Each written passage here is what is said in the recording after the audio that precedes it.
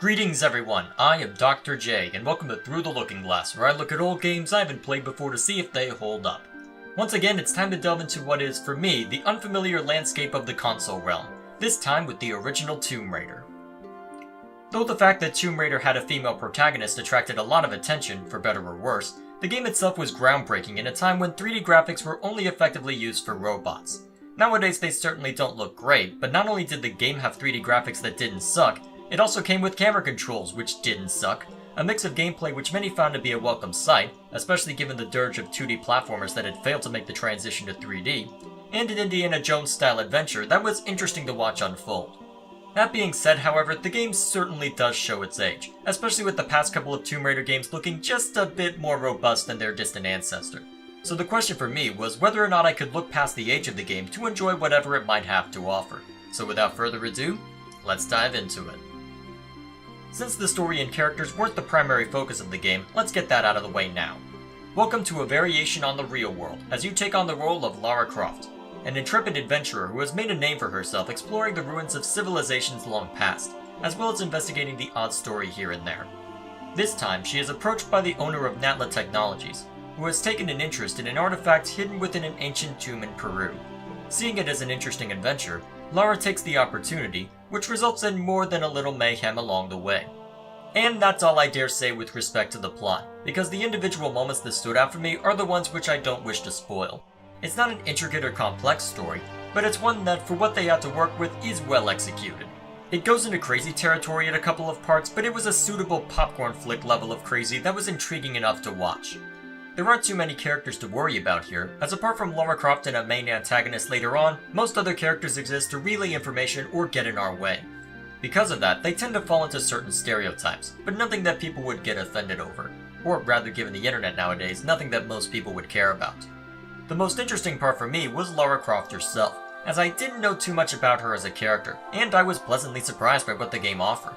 It would have been easy to purely focus on an overly attractive lead, but the game doesn't draw undue attention towards her appearance, with most of her characterization coming from her personality. There's a certain class and charisma to said personality that is quite welcome given the kind of story the game tells. If you're going to peg her design for anything, you'd make a better case for her appearing too skinny given how much physical strength it requires to do half the acrobatics she needs to pull off. However, there is some weirdness when it comes to the graphics and presentation. For the most part, the graphics do hold up surprisingly well.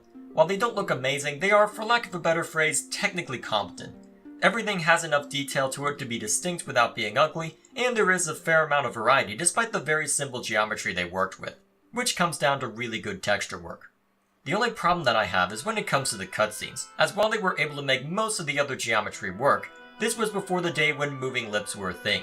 Though they can show a strained expression on Lara's face when in combat, they have to rely more on body movements for in-game cutscenes, which work well enough given how the camera was used, but certainly isn't ideal. Outside of that, the animation isn't exactly stellar, but that can be attributed to just how old the game is and isn't something I care too much about. So in terms of story and presentation, we have an entertaining concept with minor issues here and there, but for a decent chunk of it, there were times when I forgot there was a story even happening, mostly due to the amount of time spent without anything said. Since the gameplay does seem to have been given the most attention, let's take a look, starting with the movement system that ties everything together. For the most part, it relies on standard tank controls, where forwards and backwards work as you expect, while the side buttons cause Lara to pivot in a direction instead of moving said direction. It's a little awkward if you're used to what are standard controls now, but it wasn't a major issue for me. Jumping is also pretty much what you would expect, though which direction you jump and how far said jump takes you varies depending on whether you're already moving, which direction button you've held down, and so on. Along with that, she can also climb onto and hang off of ledges, allowing you to move along them to find a place to pull yourself up, or to reach platforms where simply jumping might not allow you to clear the distance.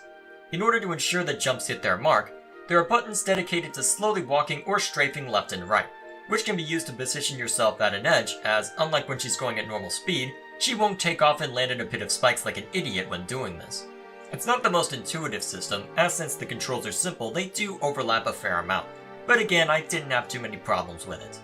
The movement system primarily influences the platforming, but a lot of it transfers to the combat as well. The only major difference is that a couple of tricks end up being more useful, such as hitting the back arrow while moving forward to turn around instantly. As for the combat itself, it's basically a game of keep away, where you're trying to avoid getting nailed by enemies through a good vantage point or fancy acrobatics. You'll find more powerful weapons and ammo for said weapons as you go, as well as health packs for when you fall a little too far or let an enemy get closer than you'd like. There's also a basic puzzle solving aspect, which is mostly informed by the well-crafted level design. For the most part, said level design relies on the usual old school trick of teaching you the mechanics as you play. Outside of the movement system, which you're given a basic tutorial for, everything you need to know for how to get to the end of a level is given to you in said level. See a lever over here? Pulling it makes a sound over there, so go check that out. Fancy object on a pedestal? Figure out how to get to that, preferably without being entirely bullheaded. Camera seems to be directing you to look in a certain direction? Figure out why. There are also plenty of secrets focused around rewarding you if you can use the level design and what you've learned within it to your advantage. As well, some of them might be in plain sight. You really need to know your way through the game in order to reach them. However, that learning through gameplay can sometimes be a disadvantage. As with many old school games, you run into issues where they don't give you quite enough information to figure out what you're supposed to do. The best example of this involves an area where you can change the water level. Moving around in water is fairly simple. You just hold down an action button to move and use the arrow keys to change your direction. But in order to get out, you have to have a ledge close enough to the water level from which to pull yourself out. That doesn't sound bad in theory, but the game doesn't make it obvious that it's supposed to be a context clue. And even if you do figure it out without looking it up, it then means traversing through a decent chunk of the level just to get back to a point where you can use that fact. As a whole, the level design is fairly solid and easy to follow, but there were more than a few moments like that where I was more than a little frustrated, especially when it pertained to gathering items to open doors. Fortunately, the level variety was still really good. As well, it might not have given me enough information at times, there wasn't any point where I was completely overwhelmed. When it comes to actually traversing said levels though, the only word that truly describes it is mechanical. In order to ensure that everything works the way it's intended, the platforms all have a set minimum size, which can be broken up into a 4x4 grid. Walking or sidestepping covers 1 square, running covers 2, and jumping back covers 4. Though it means that everything is functional, it does mean that once you figure it out, the platforming becomes a tedious checklist rather than an engaging challenge. Admittedly, there is an attempt to inject variety into this. As while the grid remains the same for each platform, the objects in between platforms and their respective heights can make a major difference, assuming one platform is even at the same height throughout. There was more than one case where I had to jump from a particular point on the grid because that part had a higher or lower elevation. But while it adds a little bit to the variety, eventually it just gets calculated into the checklist and again goes from interesting to tedious. In fact, the last 2 levels were the easiest for me in terms of platforming and puzzle solving for that very reason. It's not as if they didn't pose any challenge at all, but by then I knew how the mechanics operated, I knew how to proceed forward without issue, and it became a matter of just churning through each area rather than seeing whatever new challenge awaited me. For the 10 to 20 hours that you'll spend in the game, they do visually change up a lot, but I don't think there's quite enough mechanical variety to justify that length. I don't think I would mind as much if not for a couple of other aspects that don't work as well. To start off, let's focus on a few innocuous things. Throughout the footage I've shown, you've inevitably seen me abusing the save function, which is something that isn't available in the console version. Instead, they are reliant on save crystals, which means if they die, they are stuck trying to get through an entire chunk, whereas I can repeat something ad nauseum if I've saved beforehand. Part of me says this is a good thing, as it means I can get around my general incompetence when it comes to platforming, but it also means if I get stuck at a certain jump, then I'm gonna be even more frustrated than normal because it's just this one jump. I was able to handle all the other jumps just fine. Why does this one have to be the annoying one to where I want to start intentionally failing? All in all, I think I might call it a positive, as it does allow me to be more sloppy. But while the console version doesn't allow you to save wherever you want, they get more music to accentuate key moments. Because I can save and load whenever I feel like, that means I can theoretically load into a part slightly before said music would play. Which means the solution was to just not have music at all unless it was in a circumstance where they know I can't mess it up. Admittedly, the ambience they provide is sufficient to provide the atmosphere they want, at least when it's not actively messing with you, but it makes me scratch my head and wonder if the version made for DOS is somehow inferior.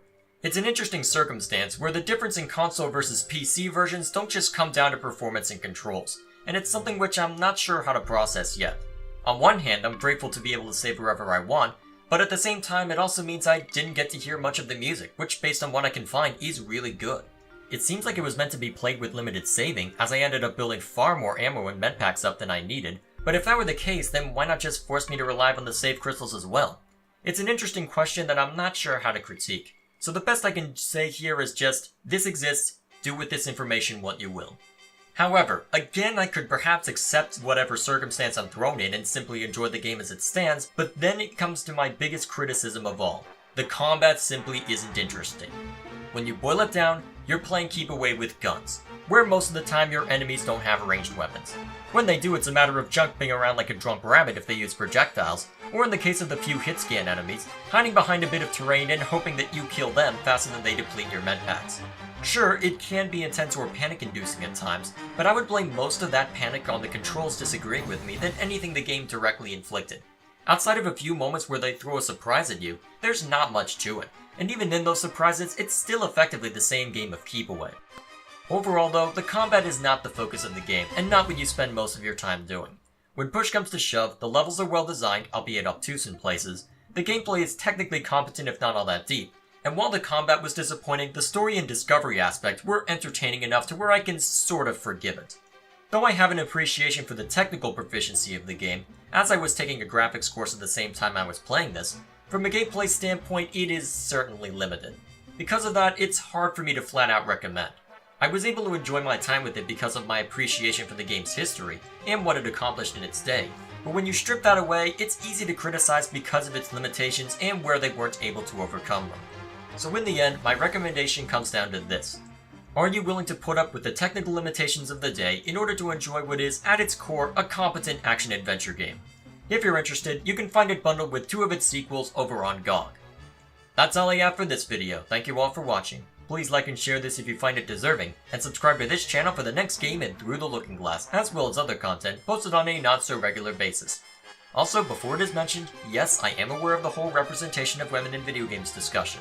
I intentionally avoided talking about it directly, as my opinion on the matter wasn't relevant to my opinion on the game overall. All I will say for the curious is that I had no problem with how Lara Croft was portrayed in this game, as while she was noticeably female, there was no undue attention drawn towards that fact. So, with that out of the way, I'm gonna see what other interesting stuff I can find within the console realm, and we'll see you all later.